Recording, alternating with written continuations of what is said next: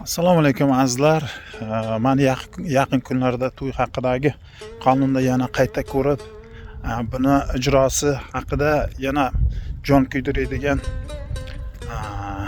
vazirlarimiz, yurtboshimiz buni yana qayta ko'rib chiqyapti. Bundan bahoyatda menimcha ko'p xalqimiz bundan minnatdor.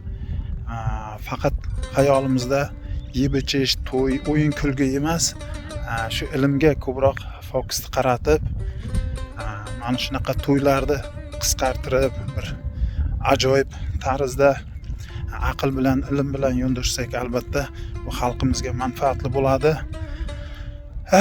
Ko'p yurtdoshlarimiz mana o'zga yurtlarda bunaqa qo'sha Rossiyalardan, boshqa davlatlardan to'y qilaman, uylanaman deb bunaqa tobutlar kelishi albatta kamayadi. Faqat shu iltimos fokusni faqat qoringa emas, ilmga ko'proq qaratsak, albatta bu xalqimiz uchun manfaatli bo'ladi. O'zimizni, O'zbekistonimizni gullab yashnashiga o'z hissamizni qo'shamiz.